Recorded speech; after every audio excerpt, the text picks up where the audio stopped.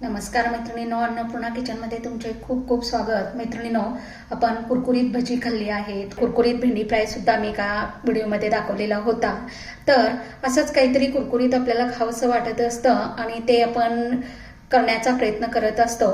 तर मैत्रिणींनो, आपण खमंग कुरकुरीत मिरची भजी खाल्लेली आहेत. तर आज या ठिकाणी आपण खमंग आणि कुरकुरीत अशी गवारची भजी बनवणार आहोत. तर येथे मी लांब लांब अशा गवाऱ्या त्याचा मागचा पुढचा भाग काढून निवडून स्वच्छ धुवून निवडून घेतलेल्या आहेत. तर या अशा लांब लांबच गवाऱ्या घ्यायच्या आहेत, किंवा जर छोट्या असतील तर ते आपल्याला तळण्यासाठी थोडासा प्रॉब्लेम येतो, म्हणून येथे मी थोड्या लांबच गवाऱ्या घेतलेल्या आहेत. आता ह्या ज्या गवाऱ्या आहेत या गवाऱ्यामध्ये आपण याला कोटिंग करून घ्यायचं आहे. तर सुरुवातीला मी हे 2 चमचे बेसनचं पीठ यामध्ये घालणार आहे. त्याचबरोबर येथे मी 2 चमचे कॉर्नफ्लॉवरचं पीठ घालणार आहे. तुमच्याकडे जर कॉर्नफ्लॉवर नसेल तर तुम्ही तांदळाचं पीठ वापरू शकता. त्यानंतर याच्यामध्ये मी 1 चमचा जिरा पावडर आणि अर्धा चमचा धने पावडर या ठिकाणी घेतलेली घालत आहे. 1 चमचा लाल काश्मीरी मिरची पावडर घालत आहे. याच्यामध्ये मी चवीनुसार मीठ घालत आहे आणि याच्यामध्ये मी अर्धा चमचा हळद घालत आहे. सगळं मिश्रण या गवारीमध्ये व्यवस्थित मिक्स करून घ्यायचं आहे, जेणेकरून सर्व गवारीला लागलं पाहिजे. थोडंसं पाण्याचा सपका याला द्यायचा आहे, म्हणजे हे मिश्रण सर्व गवारीला लागेल.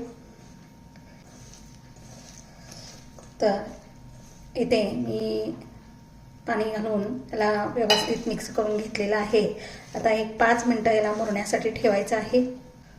हे कोटिंग केल्यानंतर आपण एका भांड्यामध्ये थोडंसं 2 चमचे, या चमच्याने 2 चमचे या ठिकाणी बेसन पीठ, थोडंसं मीठ, थोडंसं लाल तिखट आणि या ठिकाणी थोडासा ओवा घालायचा आहे आणि याचा गोळ तयार करायचा आहे.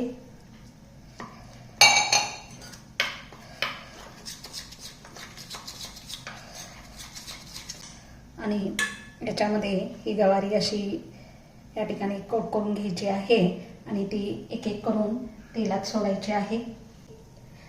तर इथे आता मी गॅसवरती एका कढईत तेल गरम करायला ठेवलेलं आहे. यामध्ये अगदी थोड्या थोड्या गवाऱ्या यामध्ये आपण घालून त्या फ्राय करून घेणार आहे.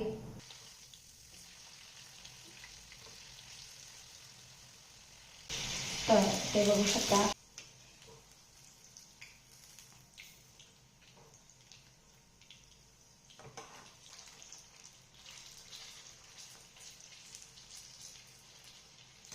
अशी मस्त अशी ती गवारी भाजल्यानंतर आपल्याला एका भांड्यात काढून घ्यायची आहे. तर अशी खमंग कुरकुरीत भजी करून पहा आणि माझ्या चॅनलला लाईक, सबस्क्राईब आणि बेल आयकॉनवर बटन दाबायला विसरू नका.